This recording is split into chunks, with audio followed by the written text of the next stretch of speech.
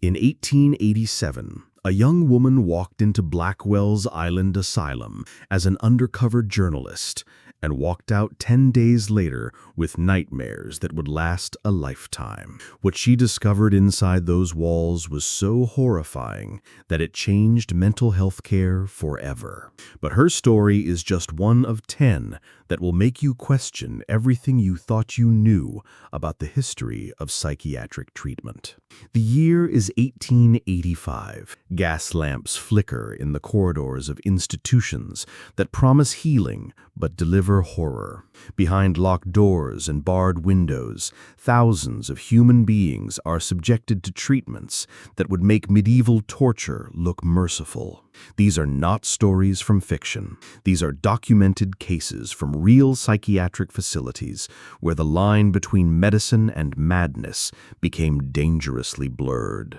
Tonight, we're diving into 10 true stories that expose the darkest chapters of psychiatric history.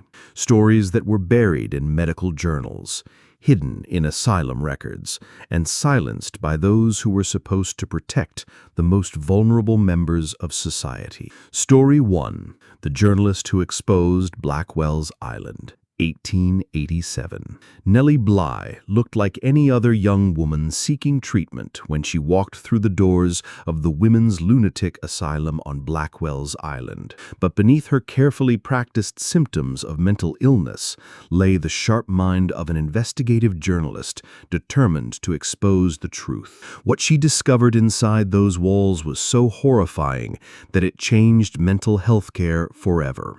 But her story is just one of 10 that will make you question everything you thought you knew about the history of psychiatric treatment. Patients were forced to sit motionless on hard benches for 12 hours at a time, forbidden to speak or move. The food consisted of spoiled meat, moldy bread, and dirty water that made the inmates violently ill. But it was the ice-cold baths that haunted Bly's dreams for years to come. Every morning, patients were dragged from their beds and plunged into freezing water. The shock was so severe that many lost consciousness. Those who struggled were held under until they stopped fighting. Bly watched helplessly as a young woman named Urena Littlepage was subjected to this treatment repeatedly until she developed pneumonia and died 3 days later. The attendants showed no emotion as they carried out her lifeless body. To them, she was just another number in a ledger of the forgotten. When Bly's exposé was published in the New York World, the public was outraged. But for the thousands of women who had already perished within those walls, justice came too late. The asylum's records show that over 3,000 women died at Blackwell's Island between 1870 and 1890. Their names are carved into unmarked graves on Hart Island, where their bones still rest today. Bly's courage changed the world, but it came at a cost. She never spoke publicly about the nightmares that plagued her for the rest of her life, or the guilt she carried for leaving other women behind in that hellish place. Story 2. The Hydropathic Horror of Dr. Henry Cotton, 1918 to 1933. Dr. Cotton believed that mental illness was caused by infected teeth, tonsils, and organs. His solution was simple: remove them all. At Trenton State Hospital in New Jersey, Cotton performed thousands of unnecessary surgeries on patients who had no way to consent or refuse. The screams from the surgical ward could be heard throughout the hospital. Cotton would extract every tooth in a patient's mouth without anesthesia, believing that dental infections caused schizophrenia. When that didn't cure them, he moved on to tonsils, then appendixes, then colons. His operating room became a house of horrors, where human beings were systematically mutilated in the name of medicine. Margaret Fisher was 22 when her family committed her for depression following her mother's death. Cotton decided her sadness was caused by intestinal toxins. He removed her colon in a 4-hour surgery that left her permanently disabled. She never walked normally again, but Cotton declared her cured because she stopped crying. The truth was she had lost the physical ability to produce tears due to severe dehydration and trauma. Cotton's mortality rate was over 45%, but he continued his barbaric treatments for 15 years. Hospital records show that he removed over 11,000 teeth and performed more than 6,000 major organ removals. The New Jersey State Board of Medical Examiners investigated him multiple times, but Cotton's political connections kept him in power. It wasn't until a secret investigation in 1933 that revealed the true scope of his crimes that Cotton was finally stopped. By then, over 2,000 patients had died under his care.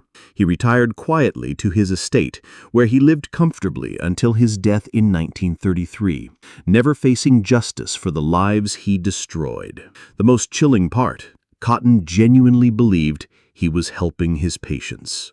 His journal entries, discovered after his death, show a man convinced that he was a pioneer of medical science, even as he left a trail of broken bodies and shattered minds. Story 3. The Frozen Experiments of Dr. Ewen Cameron, 1957 to 1964. If you thought the horrors of psychiatric treatment ended in the early 1900s, you'd be wrong. At the Allen Memorial Institute in Montreal, Dr. Ewen Cameron was conducting experiments that would make Nazi doctors proud. With funding from the CIA's MK-Ultra program, Cameron was attempting to erase human memories and rebuild personalities from scratch. Linda MacDonald was a young mother suffering from minor depression when she entered Cameron's care in 1963. She emerged 3 months later with no memory of her children, her husband, or even her own name. Cameron had subjected her to what he called psychic driving, a combination of massive electroshock therapy, experimental drugs, and sensory deprivation that literally wiped her mind clean. Patients were kept in drug-induced comas for weeks at a time, while recordings of phrases were played on repeat through speakers under their pillows. "You are a bad mother. You are worthless. You are nothing." Cameron believed he could rebuild their personalities by first destroying every trace of who they used to be. The sensory deprivation chambers were the most horrifying aspect of his program. Patients were locked in soundproof boxes for days, unable to see, hear, or move. Many emerged completely catatonic. Others developed severe psychosis that lasted for years. Robert Logie, a successful businessman, entered Cameron's program for mild anxiety. After 6 weeks of treatment, he couldn't remember how to tie his shoes or recognize his own reflection. His family found him sitting in his hospital bed, staring at the wall and asking the same question over and over. Who am I? Cameron's experiments destroyed the lives of over 300 patients between 1957 and 1964. When the CIA program was exposed, Cameron fled to the United States, where he continued practicing until his death in 1967. His victims spent decades trying to piece together their shattered identities, many never fully recovering from the psychological damage he inflicted. The most disturbing part of Cameron's legacy isn't just what he did, but how he did it with the full support of the medical establishment and government funding. It proves that the capacity for evil exists in every era, disguised as progress and justified by authority. Story 4. The Malaria Treatment Massacre, 1917 to 1940s. Dr. Julius Wagner Jauregg made medical history when he won the Nobel Prize for treating syphilis patients with malaria. But behind his prestigious award lay a trail of death and suffering that medical journals preferred to ignore. The treatment was simple in theory. Inject psychiatric patients with malaria-infected blood, let the high fever kill the syphilis bacteria, then treat the malaria with quinine. What the medical community didn't publicize was the 15% mortality rate, or the fact that many patients died in agony as their brains literally cooked from the inside. At the Central Islip State Hospital in New York, Dr. Arthur Blair administered malaria treatments to over 800 patients between 1922 and 1941. His medical notes, discovered in the hospital archives, reveal a callous disregard for human suffering that's difficult to comprehend. Patient 347, identified only as James K., was a 34-year-old man with early-stage syphilis. Blair's notes describe how James begged to stop the treatment as his temperature reached 107 degrees. His body convulsed violently as the fever attacked his nervous system. Blair recorded every detail of his patient's suffering with scientific detachment, noting that James called out for his mother in his final hours. The treatment was particularly horrific for women. Many of the female patients at Central Islip were pregnant, having contracted syphilis from their husbands. The malaria often triggered miscarriages, but doctors considered this a beneficial side effect, preventing the birth of potentially infected children. Mary Catherine Sullivan was 8 months pregnant when she received the malaria treatment. Her medical file describes how she went into premature labor as her temperature spiked to 106 degrees. Both she and her baby died within hours, but Dr. Blair noted that the syphilis bacteria had been successfully eliminated from her system. Hit that subscribe button if these stories are keeping you awake at night. Trust me, we're just getting started. The malaria treatment continued to be used well into the 1940s, even after penicillin was discovered as a safer alternative. Thousands of patients died unnecessarily because hospitals were slow to abandon a treatment that had won international recognition. The pursuit of medical prestige proved more important than patient safety, a lesson that echoes through medical history to this day. Story 5. The Hydrotherapy Torture Chambers, 1880s to 1930s. Water was supposed to be healing. At psychiatric hospitals across America, hydrotherapy was promoted as a gentle, natural treatment for mental illness. The reality was a sophisticated system of torture that left patients traumatized, injured, and sometimes dead. The continuous bath was the most common form of hydrotherapy.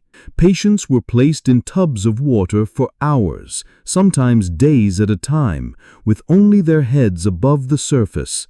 A canvas cover was stretched over the tub, creating a claustrophobic prison where patients couldn't move or escape. At the Danvers State Hospital in Massachusetts, patients regularly drowned in these baths when attendants forgot about them or fell asleep on duty. The hospital records showed 23 drowning deaths between 1893 and 1920. But former staff members later revealed that many more deaths were covered up or listed as natural causes. Thomas Mackenzie was a 45-year-old farmer committed to Danvers for what we would now recognize as severe depression. His treatment consisted of being submerged in scalding water for 12 hours daily. The temperature was deliberately kept at 104 degrees to shock the system back to sanity. His skin began to peel off after a week of treatment, but the doctors considered this a sign that the therapy was working. By the third week, Mackenzie had developed severe burns covering 60% of his body. He begged the attendants to let him die, but Dr. Charles Bancroft ordered the treatment to continue. Mackenzie finally succumbed to infection after a month of agony, his death recorded as complications from therapeutic intervention. The ice water treatment was equally brutal. Patients were plunged into near-freezing water until their body temperature dropped to dangerous levels. Many suffered frostbite and hypothermia, while others went into cardiac arrest from the shock. Sarah Williams, a 28-year-old teacher suffering from what her family called nervous exhaustion, was subjected to alternating hot and cold baths for 6 months. The repeated thermal shock damaged her nervous system so severely that she lost the ability to regulate her body temperature. She spent the rest of her life in a vegetative state, unable to speak or recognize her own family. The water treatments were often combined with restraints, making them even more terrifying. Patients were strapped down in tubs with their arms and legs immobilized, completely helpless as attendants controlled every aspect of their existence. Many developed a condition that doctors called bath phobia, but which we now recognize as severe PTSD. What makes these treatments particularly disturbing is how they were presented to families. Brochures and medical literature described hydrotherapy as progressive and humane, a modern alternative to mechanical restraints. Parents and spouses signed consent forms believing their loved ones would receive gentle, healing care, not knowing they were condemning them to months of torture. Story 6. The Rotational Chair of Terror, 1800s to 1850s. Dr. Benjamin Rush, known as the father of American psychiatry, invented a device that he believed could cure mental illness through centrifugal force. The rotational chair looked innocent enough, a simple wooden chair mounted on a spinning mechanism. But for the patient strapped into it, the experience was pure nightmare.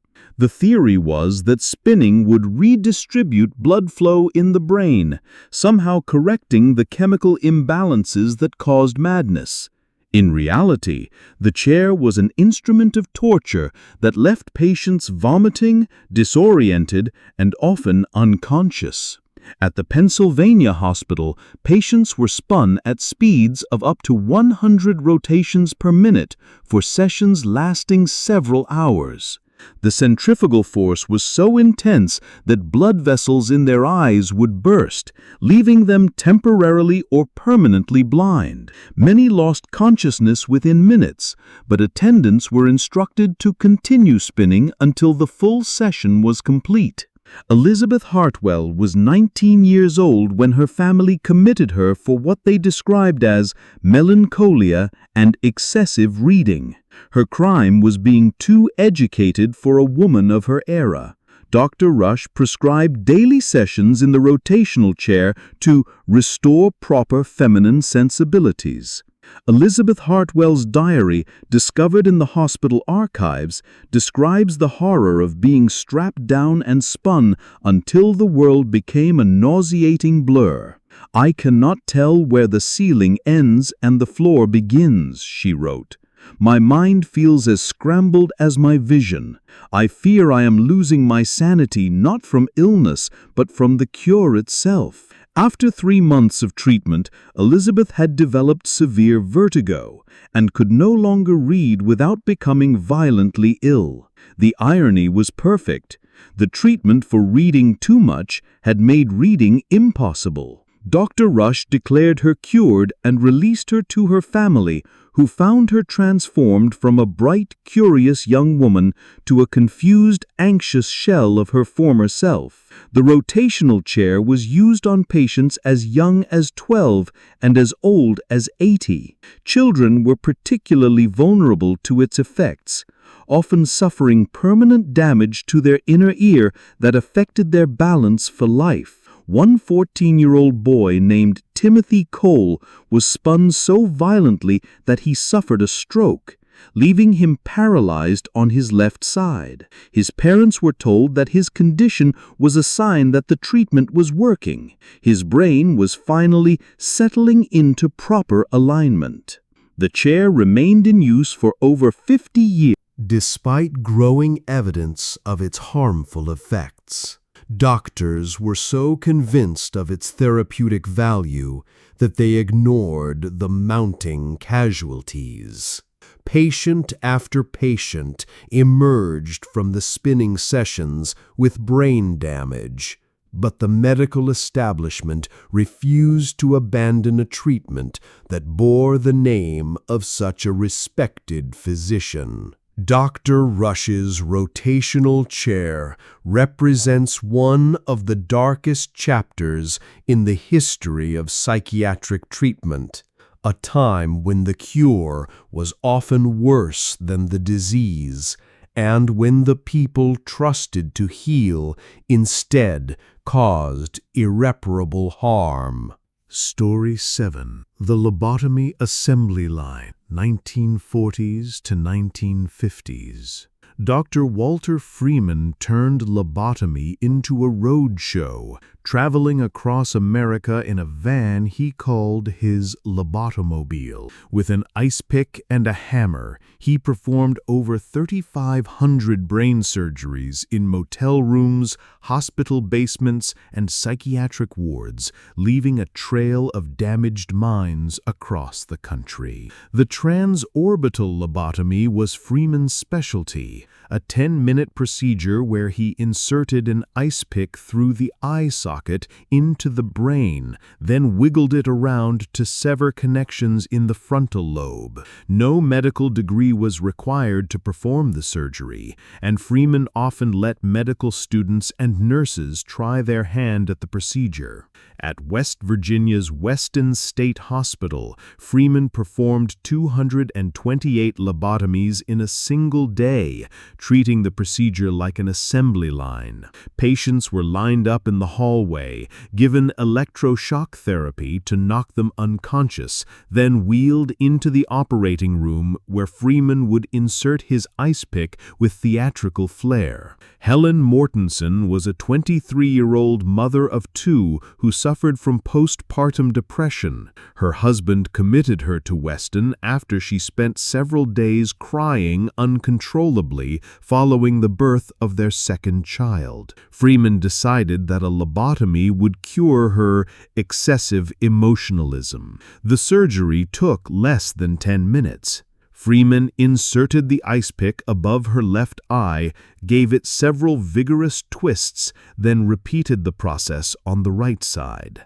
When Helen woke up, she no longer recognized her children. The woman who had been a loving mother and accomplished pianist could barely remember her own name. Freeman photographed Helen before and after the surgery, using her case to promote his technique.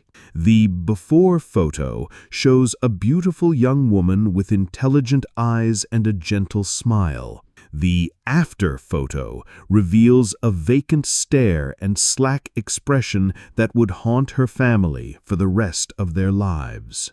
The most disturbing aspect of Freeman's lobotomy program was how he targeted women who didn't conform to social expectations. Wives who were too independent, daughters who were too rebellious, mothers who were too emotional, all were candidates for his ice pick solution. He performed lobotomies on women whose only crime was wanting to work outside the home or pursue higher education. Rosemary Kennedy, sister of future President John F. Kennedy, received a lobotomy at age 23 because her family was embarrassed by her mild intellectual disability and vibrant personality. The surgery left her unable to walk or speak coherently for the rest of her life. She spent 60 years hidden away in institutions, a living reminder of what happened to women who didn't fit society's narrow definition of acceptable behavior. Freeman continued performing lobotomies until 1967, when he was finally banned from operating after a patient died on his table. By then, he had destroyed thousands of lives, turning functioning human beings into docile shells of their former selves. He never expressed regret for his actions, maintaining until his death that lobotomy was a valuable treatment that had been unfairly maligned by critics. Story 8. The Starvation Cure of Dr. Silas Weir Mitchell, 1870s to 1900s. Dr. Silas Weir Mitchell believed that mental illness in women was caused by too much intellectual stimulation and not enough domestic focus. His rest cure was designed to break down female patients psychologically by combining isolation, enforced bed rest, and near starvation until they abandoned any thoughts of independence or education. The treatment was particularly popular among wealthy families who wanted to control rebellious daughters or wives. Women were confined to darkened rooms for months at a time, forbidden to read, write, or engage in any intellectual activity. They were fed a minimal diet of milk and crackers, just enough to keep them alive while their strength slowly ebbed away. Charlotte Perkins Gilman, who later became a famous feminist writer, underwent Mitchell's rest cure in 1887. Her experience was so traumatic that she wrote The Yellow Wallpaper, a haunting story about a woman driven to madness by enforced isolation. Gilman later said that she came perilously close to mental ruin during her treatment and only recovered after abandoning Mitchell's program and returning to intellectual work. But not all women were strong enough to resist. Virginia Cunningham was a 26-year-old writer who was committed to Mitchell's care by her husband after she refused to stop writing novels. Mitchell diagnosed her with hysteria caused by excessive mental exertion and prescribed his standard treatment. For 8 months, Virginia lay in a darkened room, forbidden to speak, read, or even think about her stories. She was fed a diet of warm milk and bland crackers that left her constantly weak and dizzy. When she tried to protest, attendants would force-feed her or withhold food entirely as punishment. The psychological effects were devastating. Virginia began to experience hallucinations from the sensory deprivation and malnutrition. She saw characters from her unfinished novels walking around her room, begging her to complete their stories. Mitchell interpreted these visions as proof that his treatment was working. Her brain was finally purging itself of unhealthy intellectual material. By the time Virginia was released, she had lost 40 pounds and could barely hold a pen. Her husband was thrilled with the results, declaring that his wife had been cured of her unnatural desires and was now ready to focus on domestic duties. Virginia never wrote another word, spending the rest of her life in a depressed stupor that her family mistook for proper feminine behavior. Mitchell's rest cure was applied to thousands of women over a 30-year period. Many never recovered from the psychological damage, living out their lives as hollow versions of their former selves. The treatment was particularly devastating for educated women, who lost not only their creativity, but their sense of identity and purpose. The most chilling aspect of Mitchell's program was how it was marketed to families. Brochures promised to cure women of nervous disorders and inappropriate ambitions, appealing to relatives who wanted to control strong-willed female family members. Parents paid enormous sums to have their daughters' spirits broken in the name of mental health. Story 9. The Shock Treatment Horror Show, 1930s to 1960s. Electroconvulsive therapy was supposed to be a miracle cure for depression and schizophrenia. But in the hands of untrained doctors and sadistic attendants, it became a weapon of torture that left patients with permanent brain damage and shattered memories. At the Pilgrim State Hospital in New York, ECT was administered without anesthesia or muscle relaxants to save money. Patients were simply strapped to a table and subjected to electrical currents strong enough to cause violent convulsions that often broke bones and dislocated joints. The treatment was particularly brutal for children. Tommy Harrison was only 8 years old when his parents committed him to Pilgrim State for what they called excessive daydreaming and defiance. His real crime was being too intelligent and questioning authority figures. Doctors decided that electroshock would make him more compliant. The sessions took place 3 times a week in a basement room that patients called the electric chair. Tommy was strapped down so tightly that the restraints left permanent scars on his wrists and ankles. When the current hit his brain, his small body would arch violently off the table, his spine bending at impossible angles. After 6 months of treatment, Tommy had suffered multiple compression fractures in his vertebrae and lost most of his memory from before the age of 6. He could no longer recognize his parents or remember his own name. The bright, curious child had been reduced to a confused, frightened shell who flinched whenever someone approached him. The doctors considered this a successful outcome. Tommy was now docile and obedient, no longer asking difficult questions or challenging adult authority. His parents were told that the treatment had corrected his behavioral abnormalities and that he was ready to return home as a properly submissive child. But the horror of ECT wasn't limited to inappropriate use on children. Adult patients suffered equally devastating effects, particularly when treatments were administered as punishment rather than therapy. Patients who complained about conditions, tried to escape, or simply annoyed staff members would find themselves scheduled for emergency shock treatments. Marie Gonzalez was a 34-year-old woman who had been committed to Pilgrim State for depression following her divorce.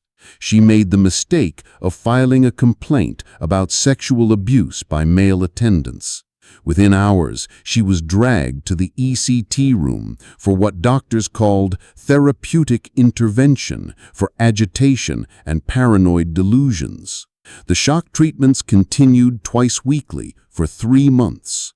Marie's memory began to fragment, erasing years of her life, including the abuse she had tried to report. By the time she was released, she couldn't remember why she had been hospitalized or what had happened to her during her stay.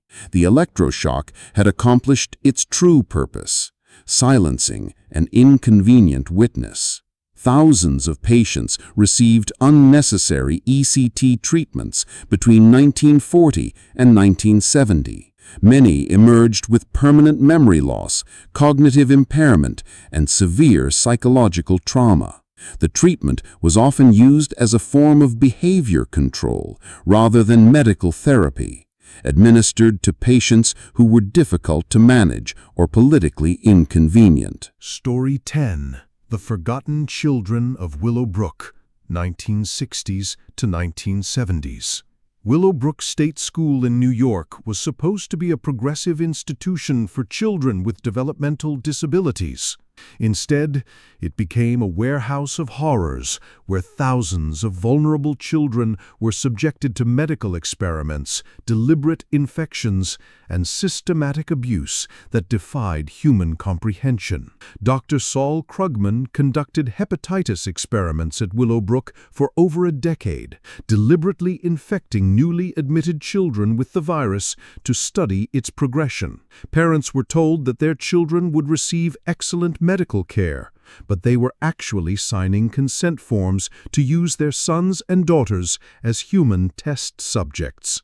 The conditions at Willowbrook were deliberately kept horrific to ensure that hepatitis would spread rapidly through the population. Children were crowded into overcrowded wards with no proper sanitation, forced to eat with their hands from communal bowls, and denied basic medical care. The mortality rate was over 10%, but administrators considered this an acceptable cost for advancing medical research.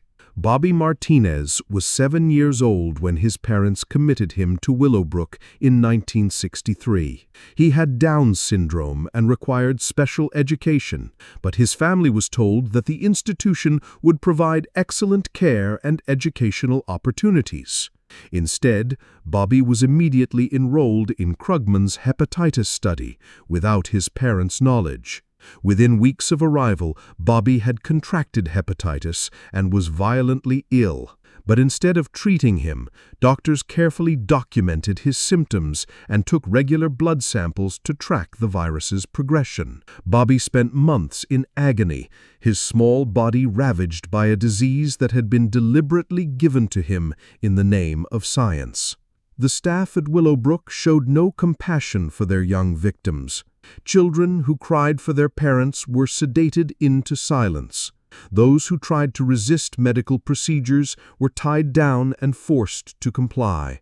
The institution operated like a concentration camp, with vulnerable children treated as disposable research subjects rather than human beings deserving of care and protection. Drop a comment below if you think these experiments would be possible today. The answer might disturb you more than these historical cases. The hepatitis experiments at Willowbrook continued until 1972, when investigative journalist Geraldo Rivera exposed the conditions in a series of shocking television reports. By then, over 60,000 children had been infected with hepatitis, and thousands had died from the deliberate infections and resulting complications. What makes the Willowbrook case particularly disturbing is how recently it occurred. This wasn't medieval torture or 19th century ignorance. These were modern doctors using contemporary medical knowledge to systematically abuse children. Dr. Krugman continued practicing medicine until his retirement in 1988, never facing criminal charges for his role in the experiments. The children of Willowbrook represent the darkest chapter in American medical history, proving that the capacity for evil exists in every era. Their suffering reminds us that progress in medicine doesn't guarantee progress in humanity, and that society's most vulnerable members remain at risk when medical authority goes unchecked. These 10 stories span over a century of psychiatric treatment, from the gas-lit wards of the 1800s to the sterile hospitals of the 1970s. What connects them isn't just the horror of what happened, but the systematic way that suffering was inflicted by people who claimed to be healers. Every one of these cases was justified by medical theory, supported by scientific institutions, and defended by respected doctors. The patients who suffered weren't victims of rogue practitioners or isolated incidents. They were casualties of a medical system that valued authority over compassion, progress over humanity, and profit over patient welfare. The ghosts of these institutions still walk among us. The buildings may be demolished, the doctors long dead, but the lessons remain chillingly relevant. How many current medical practices will future generations look back on with the same horror we feel about lobotomies and malaria treatments? How many people are suffering today in the name of scientific progress? These stories force us to confront an uncomfortable truth. The same human capacity for cruelty that filled these psychiatric wards still exists in our modern world. The only thing standing between us and repeating these horrors is our willingness to question authority, demand transparency, and never forget the voices of those who suffered in silence. The next time you hear about a revolutionary new treatment or groundbreaking medical research, remember the patients whose screams echoed through the halls of Blackwell's Island, Willowbrook, and countless other institutions. Their suffering wasn't in vain if it teaches us to approach medical progress with both hope and healthy skepticism. Because in the end, the most terrifying horror story isn't about ghosts or monsters. It's about what happens when ordinary people stop seeing other human beings as worthy of compassion and dignity. That's a horror that doesn't belong to the past. It's one we must guard against every single day. If these true stories have left you questioning what other medical horrors are hidden in history's shadows, you know what to do. And let me know in the comments which case disturbed you the most, because we're just scratching the surface of medicine's darkest secrets.